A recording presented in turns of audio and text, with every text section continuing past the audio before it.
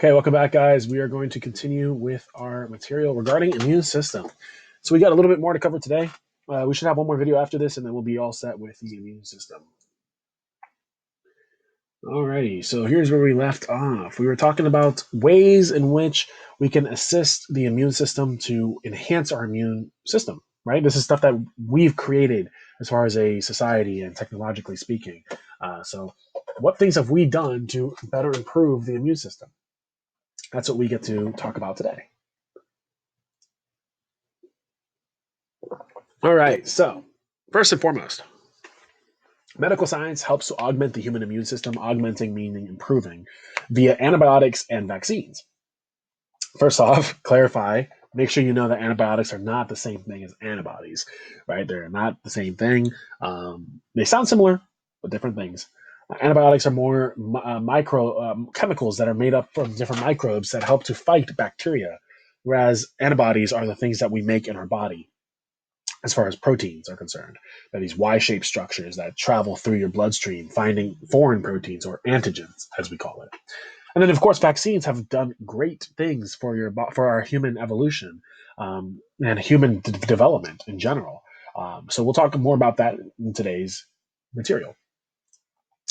So first off, how do antibiotics work? Antibiotics help to destroy bacteria, but not viruses. Very important. In fact, I'm going to actually start that for us. So please keep in mind, antibiotics have nothing to do with viruses. They are all about fighting bacteria. Antibiotics work in one of several ways. So there's a couple different things that antibiotics can do to fight bacteria.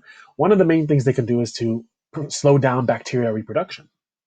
Bacteria reproduce rapidly, seconds or even minutes, depending on how complex the bacteria is.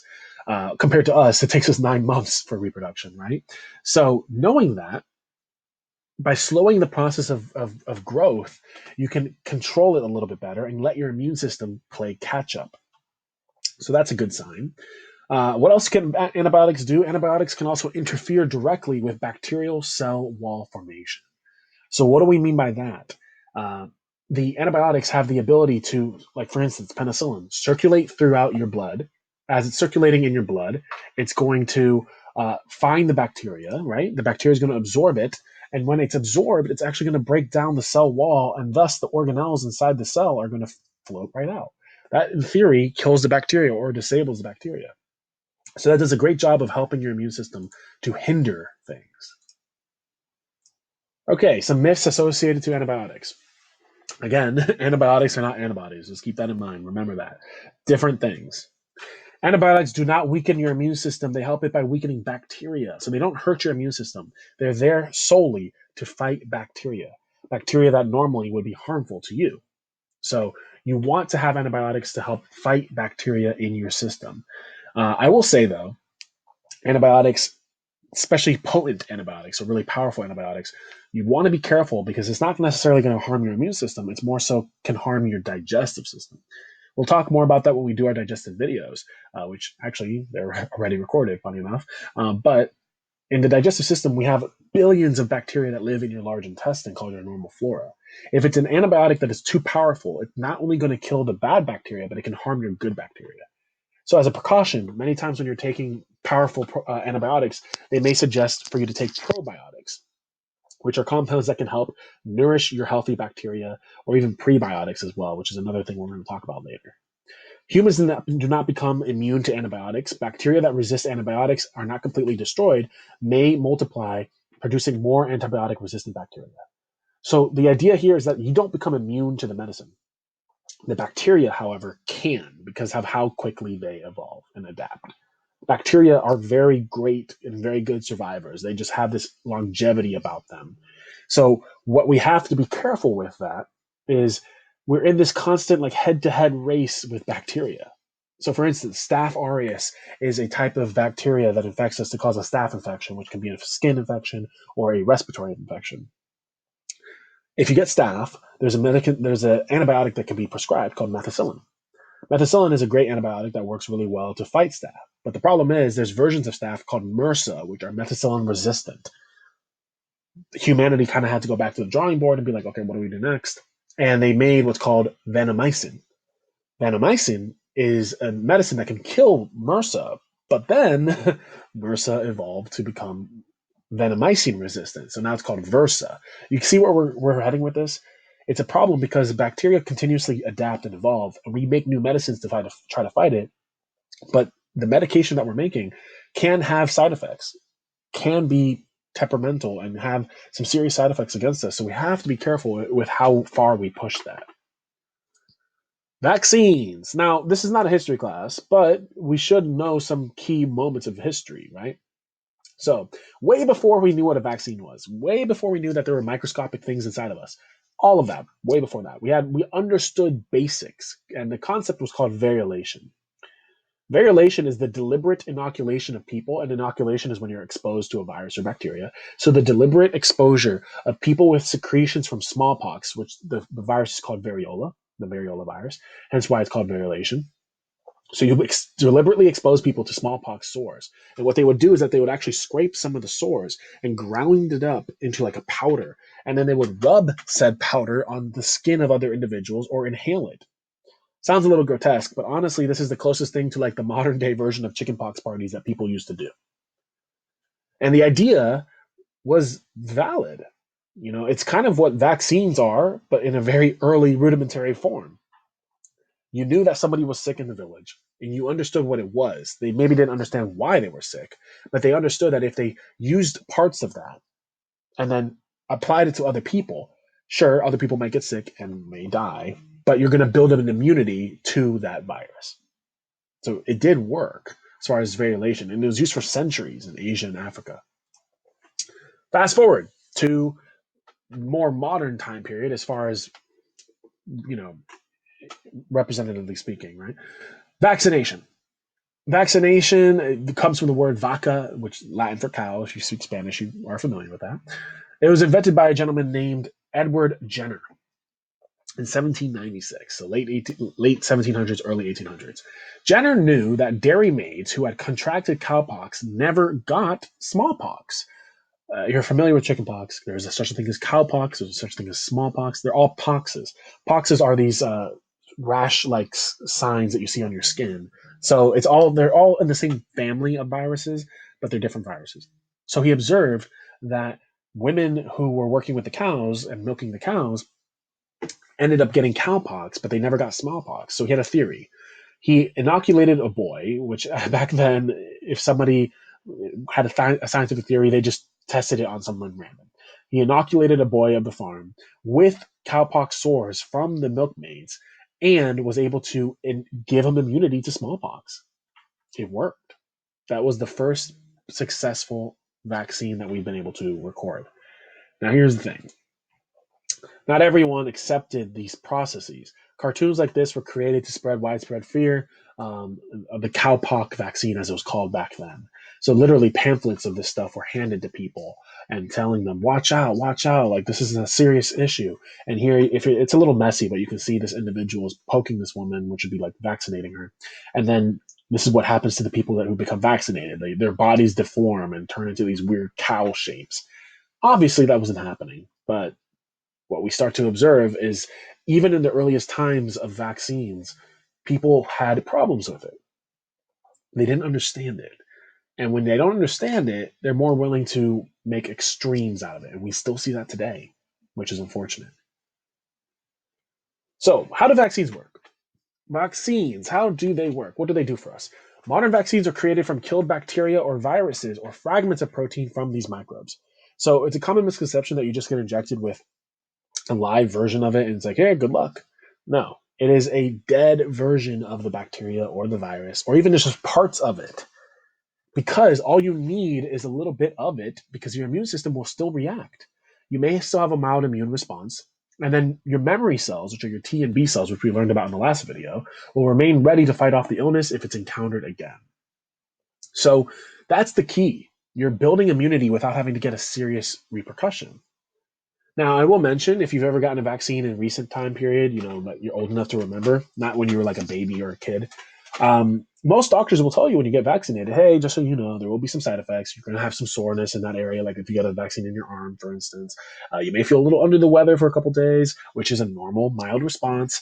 But if anything else happens, you should come back to us and we can figure out. In 98% of people, in the vast majority of percent of people that get vaccinated, the point is that they're going to be healthy. The point is that they're going to have a mild reaction, if not, and no problem. Yes, some people have had serious reactions to the flu vaccine, or the vaccines in general, not just flu, but vaccines in general. But you have to be thinking logically and statistically. If, for instance, 98% of people are fine, you don't ignore the 2%. You have to view the 2% in a case by case scenario and figure out what went wrong.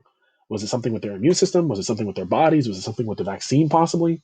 What went wrong? But if the rest of the people are healthy and they've gained immunity because of that, that means it's working. Finally, some common myths associated to to vaccines. Flu vaccine does not give you the flu. Some people get the vaccine too late or catch a cold and think they have the flu. The common misconception here, and I understand why. I know a lot of people my age, people I'm close with, that frankly never get the flu vaccine. I get it. I understand. And the reason why there's a lot of speculation for it is because it's not a perfect science as far as how the flu vaccine works. The World Health Organization every single year has to make a prediction. They have to predict what type of flu are we going to encounter, because the flu is a very optimal virus. It can evolve very, very well. Last year's flu strain is different than this year's flu strain. It just changes constantly. So because of that, the World Health Organization has to use computational data, algorithms, all this type of stuff that is legitimate to try to test and see what strand of flu are we going to find. So they make a vaccine. Now, the concern is the effectiveness of the vaccine varies depending on what strain of flu. Sometimes the effectiveness is as low as like 40 something percent. Other times it's in the 60 something percent range. So you might be thinking, well, what's the point? Why would I ever get a vaccine that's only 40 something percent effective? The point of it is, if you get vaccinated and it's a different strain of flu, sure, you could still get sick. But your body's going to be able to fight that strain of flu better because you got vaccinated with something that's similar to what is the active strain. If it's somebody who gets the flu who has never been vaccinated, then they're going to have a harder time fighting it. They may be sick for a week plus, where you may be sick for 2 or 3, 4 days. So that's the difference. That's why getting a flu vaccine is much more in your benefit to get it. Like I said, I still understand why people don't get it. I understand why. It's a bit of a gamble if you want to think of it that way, but there's not necessarily any harm in doing so. Vaccines are not less effective than a natural infection with the illness. The immunity is the same, and the mild response from a vaccine is much less risky than a full-blown infection of, like, let's say, measles. So why is that a big deal? There's people who will believe, well, instead of getting a vaccine, I'm just going to get sick, like I'm going to get this virus, and I'm just going to let it expose to me. I'm going to get sick, I'll recover from it, and I'll be fine, and I'll build immunity from it. That doesn't work like that. Viruses are not cookie cutter. They don't affect everyone the same. So, for instance, I talked about in the last video the whole chickenpox party idea. If you invite 20 kids over because your child has chickenpox, and out of those kids, 19 of them get chickenpox and recover and are perfectly fine, but one of them gets chickenpox and then they lose their eyesight, they lose their vision. What do you tell the other parents? Hey, sorry, I didn't realize that was going to happen. Sucks to be you? Of course not. It's just much less of a risk to get a vaccine where you're going to have a mild response to it than to get a full blown exposure, which could cause serious repercussions depending on the person. Finally, and this should be common sense, and I really hope that it's changing as far as mentality around this and how people believe on this. The proposed link between vaccines and autism has been far less experimental, or far less support than was originally reported. The former physician who reported this, it was in the late 90s, released a report in a published journal that autism was linked to vaccines. Specifically, it was the MMR vaccine, which is a measles vaccine. And remember the comic that I showed you just a couple slides ago? From the 1800s, people were cautious and screaming things about vaccines. So anti-vaxxers, if you want to call it that, or just people against vaccines, that's existed for a long time. But this was one of the first times where there was like a major milestone. This doctor was saying there's a connection. When that came out, the rest of the scientific community was wondering, something doesn't sound right. So they tried to replicate the data, and no one could replicate the data. There was no conclusive evidence. So because there was no conclusive evidence, it seemed suspicious. Fast forward to 2004, a long time later, from 98 to 2004, a British publication discovered that that person was being paid off to fabricate all that data. He made it up, and because he made it up, he had to go to court. He had to officially admit that he fabricated all the data. So he lost his license. I want to say he went to jail for a period of time. He's fine now. He's actively at protests that are anti-vax. But here's the thing: the damage was done. It was enough for people to start believing, like, oh yeah, this stuff can't be trusted and all this type of stuff. When the science has shown time and time again that vaccines are useful, helpful, and they save lives. So the hope is that we think things more logically instead of think things on pure gut feeling and emotion, which typically doesn't turn out to be correct. Okay, so that's where we're going to finish for today, guys. I appreciate you guys checking in. Like I said, we only have one more video. The last video is just going to be about conditions that can affect the immune system, and then we'll be all done. So I appreciate you guys checking in today. I'll see you guys in the next one.